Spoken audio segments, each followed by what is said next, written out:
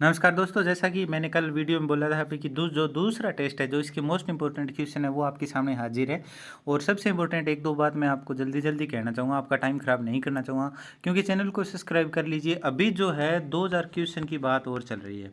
अगर वो आज या अभी तक क्वेश्चन डाल देंगे तो हम हो सकता है जितनी जल्दी हो आपके लिए एक मैराथन वीडियो बना के ले आएँ, जिसे आप रिपीट कर सकते हो लगभग मान के चलिए आप 3 या 4 घंटे में, क्योंकि हमारी स्पीड वैसे भी सबसे ज़्यादा है पढ़ाने की। तो चैनल को सब्सक्राइब करना न भूलें और चैनल को ज़्यादा से ज़्यादा शेयर कर दें, क्योंकि और भी जो कैंडिडेट हैं, जो लोग हैं जिनके 1200 वो बच जाएं और आप भी किसी का पुण्य कर लो। क्योंकि इस रीट में सभी को ये सिर्फ प्री एग्ज़ाम है, तो इसमें आप कंपटीशन में कोई अड़ने वाला ये वो तो है नहीं, भी आपके नंबर आ जाएंगे तो एक पीछे रह जाएगा। तो जितना हो सके उतना भला कीजिए, ज़्यादा से ज़्यादा शेयर कीजिए। लोग बेचारे जो 1-2 नंबर से रह जाते हैं वो पास हो जाएं, तो उनकी दुआ आपको लग जाए और आपका मेन एग्जाम पास हो जाए। तो बिना किसी देर करते हम क्लास स्टार्ट करते हैं। तो पहला क्वेश्चन आपकी स्क्रीन के सामने है। निम्न में से कौन सा कथन मिडिल स्कूल स्तर के विद्यार्थियों के विकास की सहमति नहीं रखता है? यहाँ पे हम उत्तर की मतलब जो आंसर है उनकी बात करेंगे। इस अवस्था में अधिकांश बालक तीव्र गति से वृद्धि नहीं कर पाते हैं। नेक्स्ट क्वेश्चन है आपका, उत्तर बाल्यावस्था में भौतिक वस्तुओं को किस आवश्यकता तत्व में परिवर्तन समझने लगते हैं? अब देखिए, मैं थोड़ी सी आपको बता देता हूँ। उत्तर बाल्यावस्था और ये देखिए प्रारंभिक किशोरावस्था और उत्तर बाल्यावस्था, इनमें जो क्रियाएं होती है वो सामान्य दोनों में मेल खाती है। यानी एक जो अवस्था जैसे शेषावस्था से बाल्यावस्था में जाता है, तो ये ध्यान रखना है उत्तर शेषावस्था, ठीक है, और प्रारंभिक बाल्यावस्था की जो परिस्थितियां हैं वो समान हो, ये ध्यान रखना। वो कंफ्यूज कर देते हैं। तो यहाँ पे कौन सा है? द्रव्यमान संख्या व क्षेत्र। नेक्स्ट क्वेश्चन है आपका, वंशानुक्रम वसा अनुक्रम का प्रभाव किस आयु तक रहता है? तो वंशा अनुक्रम का जो प्रभाव है वो लाइफ टाइम है और प्रत्येक जीवन में रहता है, ये भी ध्यान रखना है। निम्न में से कौन सा मानसिक विकास का पहलू है? तो कौन सा है? बुद्धि भी है, भाषा भी है, संवेदना भी है। तो कौन सा है? डी आपका ऑप्शन सही है। मूर्त संक्रियात्मक अवस्था, अब ये आपको पता होना चाहिए मूर्त संक्रियात्मक कौन सी होती है, औपचारिक संक्रियात्मक कौन सी होती है, ठीक है। तो इनमें कौन सा जो काल होता है, किस काल अवधि को इसमें शामिल किया जाता है? क्योंकि इनमें एक क्वेश्चन पक्का फंसेगा, कैसे भी फंसे, ठीक है। तो कौन है? वैचारिक क्रिया अवस्था और नियमीकरण अवस्था। और इनकी जो कितने होते हैं, 3 जो पार्ट होते हैं, वो भी आपको पता होना चाहिए। एक 4 से 7 वर्ष, एक 7 से 12 वर्ष, इस प्रकार का जो वर्गीकरण है। इस अवस्था को मिथ्या या प्रवक्ता की अवस्था कहते हैं। तो किस अवस्था को कहते हैं? बाल्य अवस्था को कहते हैं। और ये कथन किसने दिया था? ये इंपॉर्टेंट क्वेश्चन है, पिछली बार पूछा गया था।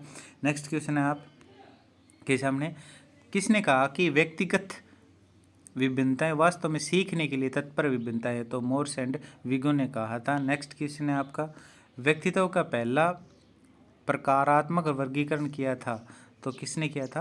हिप्पोक्रेट्स ने। और यहाँ पे आपको ध्यान रखना चाहिए, जो सेल्डल का था वो शरीर की संरचना के आधार पर था, और बुद्धि का तरल और ठोस जो सिद्धांत है केटल वाला, वो भी आपको ध्यान रखना है। नेक्स्ट क्वेश्चन है आपका, बाल अंतर परीक्षण यानी IBT होता है, उसकी संख्या कितनी होती है? 10 होती है। और जो TAT होता है, टाट परीक्षण होता है, ठीक है, उसमें कितनी होती है? 30 होती है। नेक्स्ट क्वेश्चन है आपका, बालक के व्यक्तित्व को किस प्रकार का अधिगम अधिक प्रभावित करता है? बालक के व्यक्तित्व को प्रयत्न व त्रुटि, इससे तो बालक सीखता है।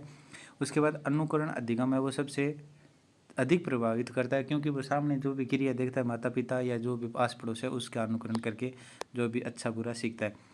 बुद्धि लब्धि का संप्रत्यय विकसित किया था, ये ध्यान रखना है। यहाँ पे सारे क्वेश्चन बन रहे हैं। बिन्ने ने क्या दिया था? रीड ने क्या दिया था? तो किसने किया था? ट्रमन ने किया था। और सबसे पहले बुद्धि लब्धि शब्द किसने यूज किया था? कमेंट करके जरूर बताएं। नेक्स्ट क्वेश्चन है आपका, व्यवहारिक बुद्धि को कहा जाता है मूर्त बुद्धि, अमूर्त बुद्धि, संज्ञानात्मक योग्यता, सामाजिक बुद्धि, ये ध्यान रखना है। यहाँ पे कंफ्यूज हो जाते हैं, भी सामाजिक बुद्धि है वही व्यवहारिक बुद्धि है। तो यहाँ व्यवहार समाज में होना जरूरी नहीं है, जो सामने दिखाई देता है, अगर व्यक्ति क्या कर रहा है, अकेला कर रहा है, तो भी वो कौन सी मूर्त बुद्धि होती है, और व्यवहारिक बुद्धि होती है। अमूर्त बुद्धि होती है जो सोचने की क्षमता है वो, और किसी विशेष प्रक्रिया में सोचा जाता है, वो कौन सी होते हैं? संज्ञानात्मक, ठीक है। और अपने आस पड़ोस और उनके साथ जो व्यवहारिक जो प्रयोग होते हैं, वो कौन से है? तो व्यवहारिक बुद्धि, ध्यान रखना है इसमें। विशेष आवश्यकताओं वाले बच्चों को पढ़ाने के लिए निम्नलिखित में से कौन सी रचना अधिक है? सहकारी अधिगम, पीयर टू सहपाठियों द्वारा परीक्षण है, वो सबसे इंपॉर्टेंट है। निम्नलिखित में से कौन सा दृष्टिबद्ध विद्यार्थियों के लिए उपयोग में की जाने वाली सहायक सामग्री नहीं है। अब देखिए ये क्वेश्चन पहले कल भी क्वेश्चन में दिया था, तो इसका मतलब मोस्ट इंपॉर्टेंट क्वेश्चन है, ध्यान रखना है। बड़े और जो 2018 का पेपर है उसमें भी ये क्वेश्चन आया हुआ है, ठीक है। तो कौन है, पाठ्य पुस्तक का अनुरूपक, ठीक है। शैक्षणिक समस्याओं से ग्रस्त बालकों को किस समस्या का सामना करना पड़ता है? तो शैक्षणिक समस्याओं की बात आ रही है यहाँ पे, बालक की वो नहीं आ रही है। ध्यान रखना है आपको कि उनकी डिक्सिग्राफिया या डिक्सिकेलिया इस प्रकार का कोई समय के अंदर कोई रोग नहीं, तो भाषा बोलने की असामान्यता का होना। नेक्स्ट क्वेश्चन है आपका, कुछ लोगों का कहना है कि जब बालक को गुस्सा आता है तो वे खेलने के लिए चले जाते हैं, जबकि पहले से अच्छा महसूस नहीं करते। उनके व्यवहार में निम्न प्रकार का जो है प्रतिलक्षित होता है, यानी विस्थापन होता है। यानी एक जो भी है उस चीज़ को भूलना नहीं। अगर आपको गुस्सा आ रहा है, अगर गुस्सा मान लो दूर कर दिया, ठीक है, तो वो जो प्रक्षेपी होगा उसका, ठीक है, ये ध्यान रखना। और गुस्सा आ रहा है और अन्य कार्य कर रहा है तो कौन सा होगा, विस्थापन होगा। नेक्स्ट क्वेश्चन है आपका, अधिगम में उपयोग व अनुपयोग के नियम को कहा जाता है, तो अभ्यास के नियम कहा जाता है। और ये थारनडाइक का जो नियम है उसके अंदर जो 3 मुख्य नियम है उनमें से दूसरे नियम का ये भाग है, ठीक है। नेक्स्ट क्वेश्चन है आपका, निम्नलिखित में से कौन सा सूक्ष्म चलन क्वेश्चन का उदाहरण है?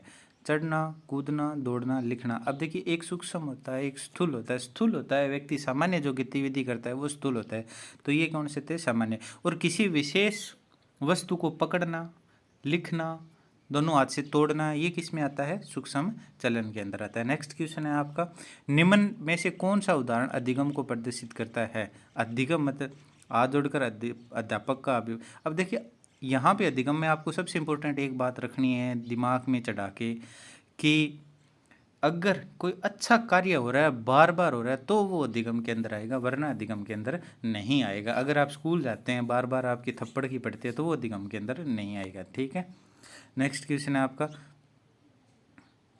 शिक्षा का अधिकार 2000 अधिनियम 2009 के निर्दिष्ट किया गया कक्षा 1 से 5 तक यदि प्रवेश दिए गए विद्यार्थियों की संख्या 200 से अधिक है, तो विद्यार्थियों 200 से अधिक है तो कितने होंगे भी, 40:1 में होता है। और 1 से 8 तक होता है 35:1 में होता है, ये ध्यान रखना है आपको। नेक्स्ट क्वेश्चन है आपका, समस्या के अचानक समाधान की वकालत करने वाला सिद्धांत है, सूझ का सिद्धांत है, ध्यान रखना है। ये बहुत बार क्वेश्चन पूछा गया है और इम्पोर्टेंट भी है। नेक्स्ट क्वेश्चन है आपका, अनुकूलित अनुकूर्य से संबंधित नियम नहीं है, प्रभाव का नियम, क्योंकि ये कौन सा है, ये जो थारनडाइक का क्या है, मुख्य नियम है, ध्यान रखना है आपको। अनुकूलित अनुकूर्य से संबंधित नियम नहीं है, दोबारा आ गया अभी, सॉरी। सशक्त अभिप्रेरणा सीखने का प्रभावशाली घटक है, शीघ्र सीखना। निम्नलिखित में से कौन सा कथन शिक्षण के बारे में सत्य नहीं है? तो शिक्षा सुधार किया जा सकता है शिक्षण में, औपचारिक में अनौपचारिक है, सही है। और शिक्षण विज्ञान के साथ एक कला भी है, ये भी सही है। शिक्षण अन्वेषण है, देखिए अन्वेषण आपको होता है कि नया कोई चीज़ बना के लेके आना, ठीक है। उसके बाद राष्ट्रीय पाठ्यचर्या रूपरेखा 2005 में बहुभाषी को एक संसाधन के रूप में समर्थन किया जाता है। तो बहुभाषा मतलब भारत में अभी तक क्या है, एक फिक्स भाषा पूरे देश में नहीं हुई है कि जिसको हम राष्ट्रीय भाषा घोषित कर सकें। यह तरीका जिसमें प्रत्येक बालक सुरक्षित महसूस करता है, भाषागत पृष्ठभूमि में कोई पीछे न रहे, छूट जाए, ये क्योंकि देखिए अलग अलग स्टेट में अलग अलग होता है, तो इसमें बहुभाषाइयों ऐसे कहा गया। जैसे राजस्थान का हनुमानगढ़ ले लीजिए, हनुमानगढ़ जिले के अंदर यहाँ हरियाणवी भी बोली जाती है, पंजाबी बोली जाती है और राजस्थानी बोली जाती है। तो यहाँ पे अलग अलग जो कक्षा के अलग अलग भाषा के सीखने वाले बालक अगर एक कक्षा में आएगा, अगर वहाँ एक ही भाषा हो तो वो सीखने में उनके कठिनाई हुई, इसलिए बहुभाषा ये लिया गया है। उसके बाद निम्न में से कौन सा कथन आदर्श संवर्धित परीक्षण के लिए सत्य नहीं है? तो सत्य ये तो नीचे दिए ये सत्य है भी, छात्र के स्कोर की तुलना इसके साथ तुलना करके की जाती है कि अन्य ने कैसे प्रदर्शन किया है, ठीक है। मानकीकृत परीक्षण नहीं है। नेक्स्ट क्वेश्चन है आपका, इसका सॉल्यूशन भी दे रखा है। भारत में प्रतिफल आधारित अधिगम व्यवस्था की शुरुआत मानी जाती है। तो ये क्या है, भारत की जो पहली प्रारंभिक यानी प्रथम शिक्षा नीति 1966 में थी, वो मानी जाती है, ध्यान रखना है आपको। क्रियात्मक अनुसंधान, अब मैंने आपके आंसर के साथ वो भी लेके आया हूँ, क्योंकि बार बार पहले की जो रिपीट हो रहे थे उनको भी बता दें कि जो उत्तर भी है, तो क्योंकि क्रियात्मक अनुसंधान मौलिक अनुसंधान से भिन्न है, अध्यापक शैक्षिक क्यों है ये देखिए, क्योंकि क्रियात्मक अनुसंधान शैक्षिक समस्याओं के निपटारे हेतु संबंधित घटक द्वारा ही की जाता है। विद्यालय तथा कक्षा की शिक्षण प्रणाली में सुधार लाना क्रियात्मक अनुसंधान का मुख्य उद्देश्य है। अब ध्यान रखिए, एक सीधी डायरेक्ट है, बात बता देता हूँ। अगर आपको क्रियात्मक अनुसंधान में कोई प्रॉब्लम आ रही है तो ये ध्यान रखना भी, जो विद्यालय में किया जाता है अच्छे स्तर के लिए कोई किया जाता है वो क्रियात्मक अनुसंधान होता है। नेक्स्ट क्वेश्चन है आपका, निःशुल्क एवं अनिवार्य शिक्षा का बालकों का अधिकार अधिनियम 2009 के अंतर्गत किसी भी अध्यापक को निम्न में से किस कार्य के लिए नहीं लगाया जा सकता। देखिए ये क्वेश्चन पहले भी पूछा गया था। भी 3 जो मुख्य कार्य हैं उन्हीं के लिए अध्यापक को लगाया जा सकता है। कौन कौन सी? एक जनगणना, एक जो आपदा राहत कार्य होता है, और एक होता है चुनाव समिति। इनसे छोड़ के किसी भी कार्य में सामान्यतः अध्यापक को नहीं लगाया जा सकता। किंतु अभी कल जो यूपी में अपडेट आया कि जो अध्यापक हैं वो जो कावड़ी होते हैं उनके पैर दबाएंगे। तो अब इसमें कौन सा है, किसका है, क्या है, ये मैं कोई टिप्पणी नहीं करना चाहूँगा। नेक्स्ट क्वेश्चन है आपका, शिक्षा। ये क्वेश्चन बताने की जरूरत नहीं है, जो 25% है आपको पता ही है। और ये कौन सी कक्षा तक है ये दिमाग में रखना है, तो आपको 1 से 8 कक्षा में। नेक्स्ट क्वेश्चन है, जिस समाज की उन्होंने स्थापना की वह ब्रह्मा समाज के लिए अध्ययन शब्द का संधि विच्छेद है। यानी यहाँ संधि विच्छेद के बारे में पूछा गया, तो अधि प्लस नैन है, ठीक है। और ये जो संधि विच्छेद है ये लगभग जो आपकी 10th क्लास की जो नवीन व्याकरण है वहीं से पूछे जाते हैं रीट के अंदर।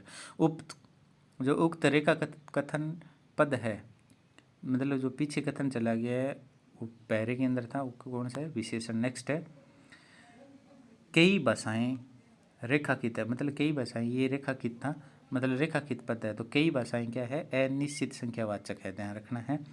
गद्यांश में आया और पद व्याकरण की दृष्टि से है। आया पद की बार पूछ रहा है, आया और पद, ठीक है, तो ये कौन से हैं? अव्यय है। नेक्स्ट क्वेश्चन है, गद्यांश में शताब्दी शब्द का सही समास विग्रह है, तो 100 अब्दों का समाहार यानी 100 वर्षों का समाहार होता है, वो कौन सा होता है? शताब्दी होता है। और ये कौन सा होता है? समास की बात करें तो द्विगु समास होता है। बचपन में मेले में जाने वाली अजीब उमंग थी, उत्साह था, यह वाक्य किस काल का है? तो थी आ गया, मतलब तो वर्तमान काट दीजिए, आसन भी काट दीजिए। पूर्ण बुद्ध, अब यहाँ कार्य पूरा नहीं हो रहा है, पूरा हो रहा है, तो कौन सा है? पूर्ण भूतकाल। नेक्स्ट क्वेश्चन है आपका, एक भीड़ होती है ऐसे जुलूस की जिसमें उमंग ही उमंग होती है, एक उमंग दूसरी उमंग के लिए एक प्रेरक होती है, इस वाक्य का काल है कौन सा है? सामान्य वर्तमान काल। गद्यांश में आया जुलूस शब्द, जुलूस किसके लिए है? पुल्लिंग के लिए यूज किया गया। गद्यांश में आया वादा शब्द किसके लिए किया गया है? वादा का जो बहुवचन होंगे वो क्या होंगे? वादे जैसे आप निभाते हैं, ठीक है। ऐसे जुलूस होते हैं जहाँ भीड़ भाड़ के आदमियों की होती है, तो कौन सा होता है?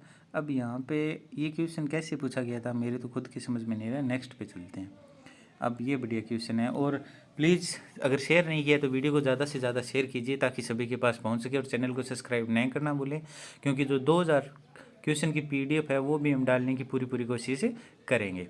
मिश्र वाक्य के बारे में कौन सा कथन सत्य है? मिश्र वाक्य में एक मुख्य वाक्य होता है और अन्य आश्रित वाक्य होता है, और मिश्र एक ही क्रिया होती है, वो सरल वाक्य होता है जिसमें एक ही कर्ता होता है, ध्यान रखना है आपको। नेक्स्ट है, वही व्यक्ति जो कभी बहुत धनवान था, मैं अपने कुटुंब युवा लोगों से कहता रहता हूँ कि तुम्हें सब मिलकर कर सकता है, बस उन्हें मेहनत करनी होगी। वाक्य में कौन सा है? ये मिश्र वाक्य। नेक्स्ट क्वेश्चन है, अब हमसे नहीं चला जा रहा, तो ये कौन सा है? सर्वनाम पदबंध है, ठीक है। उसके बाद सूरज पर थूकना, तो निर्दोष पर अनावश्यक कलंक लगाना या लाछन लगाना है।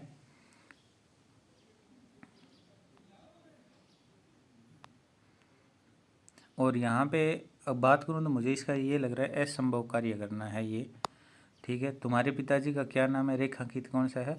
नाम है, क्वेश्चन मार्क है तो प्रश्न चिन्ह लगा हुआ है। सहचार्य विधि को स्थापित किया जाता है शब्द और चित्र में। नेक्स्ट क्वेश्चन है, निम्न में से रंगमंच विधि का गुण कौन सा नहीं है? तो प्रौढ़ शिक्षकों द्वारा ही शिक्षण अभिनय किया जाता है, तो रंगमंच विधि में सभी के द्वारा जो क्या है? अभिनय किया जाता है। समाव्य विधि की विशिष्टता है तो कौन सी है? व्याकरण के नियमों को अलग नहीं किया जाता और व्याकरण की मतलब ये दोनों ही विशेषताएं इसकी है। नेक्स्ट क्वेश्चन है साक्ष्य। ये बहुत बार क्वेश्चन कैसे भी ये प्रत्येक जो शिक्षण विधि है किसी में भी पूछ सकता है, ध्यान रखना है आपको, चाहे आपकी एसएसटी हो, मैथ हो, साइंस हो, तो कौन सा इसका साक्ष्य का कौन सा है? नॉर्मन क्रॉडॉर। और जो गिलबर्ट है वो क्या है? मैथमेटिक्स का। और स्किनर आपको पता होना चाहिए किसका है, ठीक है।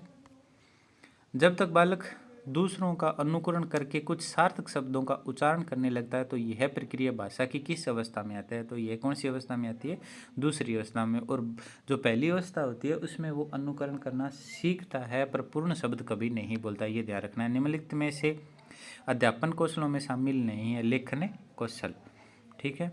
नेक्स्ट क्वेश्चन है आपको, एक शिक्षक कक्षा में कोयल का चित्र सहायक सामग्री के रूप में प्रयोग करता हुआ भाषा शिक्षण का कार्य करता है और पाठ अधिक प्रभावी हो सकता है। तो क्योंकि अगर दृश्य बिंब भी बनेगा उससे, ठीक है, पाठक को रोचक भी होगा, तो ये सारे ही होते हैं। नेक्स्ट क्वेश्चन है आपका, निम्न में से किस अधिगम का प्रयोग छोटी कक्षाओं में भाषा व अंकगणित, ये इंपॉर्टेंट रखना है, भाषा व अंकगणित, ठीक है। और उसके बाद क्या है, नागरिक शास्त्र, अर्थशास्त्र, गणित, विज्ञान व अन्य विषयों के शिक्षण के लिए आसानी से किया जा सकता है। इनमें से एक कपड़े पर विभिन्न विषयों के संबंधित चित्र, यानी कपड़े का जहाँ नाम आ जाए ध्यान रखना वहाँ फेनेलन बोर्ड ही होगा। जो हम स्कूल या जैसे कॉलेज में जाते हैं तो लगा हुआ होता है, उसके ऊपर जो सूचनाएं चिपकाई जाती है ऑल पेन द्वारा लगा के, वो फेनेलन बोर्ड होता है। छोटी कक्षाओं में वापिस, निम्नलिखित में से कौन सी पाठ्य पुस्तकों की आवश्यकता से संबंधित बिंदु नहीं है? तो पाठ्य पुस्तक का साध्य है, साधन नहीं है। नेक्स्ट क्वेश्चन आपका, स्टोरेज डिवाइस कौन सी, ये क्वेश्चन उल्टा दिया गया है। अभी स्टोरेज डिवाइस में कौन सी फाइलों को स्टोर नहीं कर सकते हैं? तो इसमें क्या है, माइक क्या है, एक अलग से ऑप्शन है। इमेज को कर सकते हैं, टेक्स्ट को कर सकते हैं, ये क्वेश्चन नहीं, मतलब ये क्वेश्चन ही गलती है इन्होंने। नेक्स्ट क्वेश्चन, हम जिन परीक्षा में सभी प्रश्नों का स्तर एक समान हो उनमें निम्न में किस गुण का अभाव रहेगा? तो सभी का एक समान हो तो उसमें कौन सा भेदभाव नहीं होगा, क्योंकि इसमें विश्वसनीय, वेदता और वस्तुनिष्ठता सभी तीनों चीज़ क्या है, उपलब्ध है। निम्न में से प्रमापिकृत परीक्षण से संबंधित विकल्प नहीं है, तो यह कम व वेद है। नेक्स्ट क्वेश्चन आपका, समग्र व सतत मूल्यांकन के बारे में निम्नलिखित में से कौन सा कथन सत्य है? इसमें छात्रों की उपलब्धियों का मूल्यांकन अंकों के रूप में होता है। नेक्स्ट क्वेश्चन है आपका, निम्नलिखित में से कौन सा समग्र व सतत मूल्यांकन का उपकरण या साधन है? तो कौन सा? ये तीनों, एक प्रश्नावली, जांच सूची और निरीक्षण। यहाँ पे एक प्रश्नावली नहीं होगी, यहाँ पे प्रश्नावली होगी, ध्यान रखना है। उपचारात्मक शिक्षण की सफलता मुख्यतः निर्भर करती है समस्याओं के सही कारण न पहचानने पर। अब देखिए, ये नया नहीं आएगा उपचारात्मक, क्योंकि निगनात्मक जो होता है वहाँ पे हम परीक्षा पहचानते हैं और उसके बाद उपचारात्मक किया जाता है। वैदिक ये आ गया, भी माफ़ी चाहता हूँ, दूसरा क्वेश्चन आ गया था। तो आपको वीडियो कैसी लगी? अच्छी लगी है तो प्लीज़ ज़्यादा से ज़्यादा वीडियो को शेयर कर दीजिए। मिलते हैं नेक्स्ट 2000 की वीडियो, जो 2000 क्वेश्चन है उनकी वीडियो में। Thanks for watching.